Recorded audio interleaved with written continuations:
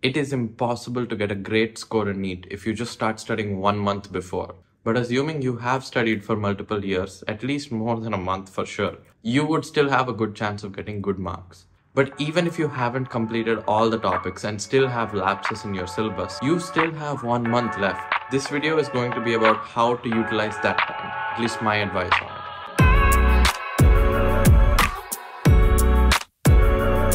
Hello everyone, my name is Murari and I'm a third year MBBS student. I would like to make a video regarding NEET in the final 1 month because NEET is a month from right now from when I'm making this video. So I'll try to make it short and concise to not waste too much time. So talking about the general strategy, in this ocean of a syllabus, how do you know what to study in the last 1 month? Making a plan is important, at least trying to follow it even if you can't. It can be very effective to take a paper or some sheet or something and write down all the chapters that are there in each subject and organize them. Out of those chapters, you can just tell which ones you have lapses on and maybe write down on the side, give them a grading, like I'm good with this, I'm bad at this and I still have to read it, or it's okay, I'm average with it. This plan worked for me and I'm sure it will work for other people.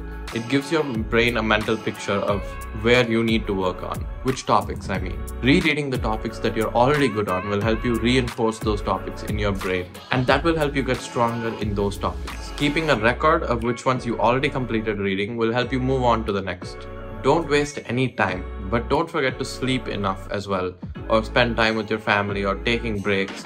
These things do not count as time waste in my opinion. I think they're required mental breaks for you, so that in the time that you study, you will study well if you take these things. The majority of your time should be towards your studies, and in that time, if you study properly, that is enough in my opinion.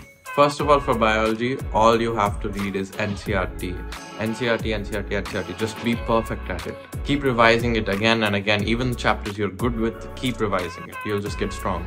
If you do still have some untouched chapters, I suggest you read them quickly before in this final 1 month, because this is something that is easy marks to score and will also be more quicker and easier, faster to read than physics or chemistry if you still have untouched chapters. Again, if you see all the untouched lapses that you have, you'll be able to organize and schedule when you will read them and keep finishing one at a time, step by step or chapter by chapter.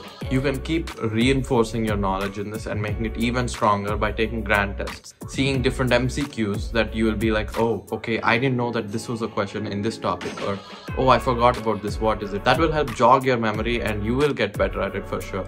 Grand test is something I'll get back to at the end. But for biology, I do not suggest you write any kinds of notes, especially in this last month, because you do not have time, and I think writing would be a big waste of time. If you already have some kinds of notes that you prepare, maybe for some specific certain like difficult topics you have in biology, then refer to them.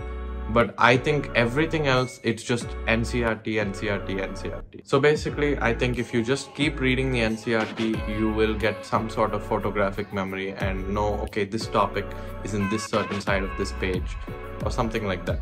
Even if you don't remember that, you will still have the subject in your brain.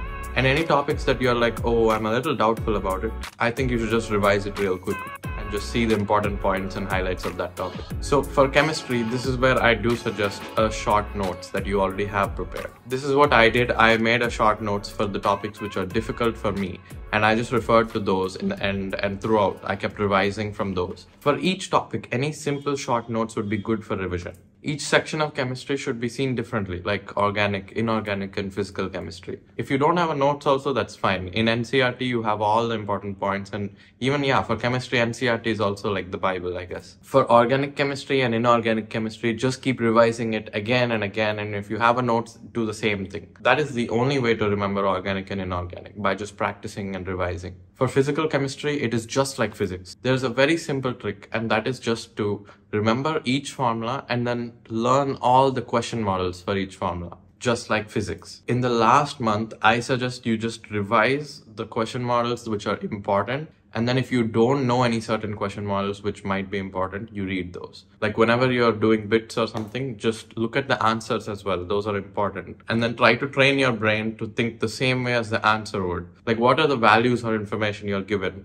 And then what answer do you have to get? And how do you get that? Like which formula do you use? That is all you have to do to get the answer. And you do that for each question model and you will be perfect. If you think you don't have any time at all, I think you should only focus on the important question models and questions in the whole of chemistry. So that means the specific formula-based questions and the normal MCQs, which are theory. If there is an important topic you're missing, I suggest you just refer to YouTube. Look at an online video and put it in 1.5x, or look for a short one which is brief and will get you what you want. And I do not suggest you practice on it because you won't have enough time. And finally, for physics, every important question model should be in your mind. And again, by model, I mean each type of question that can be framed based on the formula. You should try to solve one of each of the question models, or at least see the solution for it and try to understand it. At the end, if by any chance you do have a formula book or some kind of book you made about all the important formulas in physics in each chapter, that would be a great help in the end, and it would be a good book to just revise from. I made a book like this, divided it into chapters, and then put each question model into that, as well as like the formula, so that in the last 1 month or 2 months, I could just revise each question model as well, and in a very fast, easier way. But if you don't have that also, it's fine. You still have whatever workbook you're doing, and you can just look at that. If it has solutions in it, it makes it even easier. But do not get lazy and just look at the solution and just move on to the next. Seeing the solution doesn't mean just looking at it and going to the next question. Because I would used to do this and just keep going in a flow. That is not the way to do it. I highly suggest you train your brain to look at the question and then understand how you should think from the question to get the solution. And to do that, every question is the same kind of thing. You break down what they give you and then you get the answer based on applying a formula. Even if they give you a different kind of question model in the exam, then you would be able to apply the formulas that you already know and then get the answer based on that. Practically applying this is the key to getting good marks in physics. Any unknown topics you have in this last 1 month, there is not enough time, but I suggest you at least look at a couple of important points in theory, like MCQs, and also the important question models. And if you're not going to look at the question models, at least learn the main formulas in that. Lastly, you should write grand tests every single day, or at least regularly. Practicing is the most important. Avoid making bubbling mistakes in the final exams. There are literally so many people who make bubbling mistakes. From my experience, a lot of people lie and say that just to make an excuse why they got a lower score. But a lot of people actually do it. But you cannot afford to make even one bubbling mistake in the final NEET exam, even under that immense pressure. You have to be careful. It is not that hard. So keep practicing grand tests on OMR sheets. I highly recommend you just bubble the answer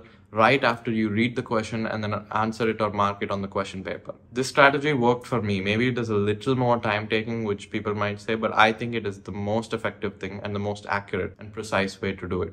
If you mark your answers first and then leave your bubbling for last, that could end in disaster. Because most likely you might not have time in the end, or you will rush something and then you might just make one bubbling mistake. And then after that one bubbling mistake, the rest below it will all shift down by one, and then everything will be wrong. Your heart will drop once you realize that you just made a mistake and you can't fix it. And it's not just one, this time it is many. Even though you got the right answer, it still can't be fixed. So I think making bubbling mistakes is ridiculous, and I don't think anyone should do that. You have to be very calculative when you want to see the options of a question and then assess which one is more likely to be the answer. You should also use the process of elimination to remove any unlikely answers. You have to be very calculative and smart whether you want to attempt that question or not, because sometimes with chance it might be right, and that happened for me. I was very calculative when I did attempt, and I attempted almost every single bit with one logic, and that is that for every 4 questions you will get 1 right. So what does that mean? Every 4 you put, you will get -3 plus 4. That is a gain of +1. And with that logic also there, I just attempted most of the questions and left maybe like 1 or 2 in the final NEET. So I suggest if you think that there is a 60% maybe chance of it being right, you attempt it. If there's anything less than like 50 or 40% or maybe 30%, I think you should just leave the question and not attempt it. And maybe that would be the safe play. Again, if you're leaving too many questions also, I think you should attempt certain questions which Anyways, you might get more than you think. Do not leave too many questions because then you're just losing out on your chance to even get a little bit of marks from those. Coming back to when you're practicing grand tests, you should assess where you're losing your marks on and which topics you're still weak on and don't know. Most of your focus should be concentrated on your weaknesses to try and turn them into strengths. Some people will think grand tests are a waste of time, and even I thought that at some point. If you really think you don't have time, I think you should just look at the solutions for each grand test every day in the last week at least. You'll at least get an idea.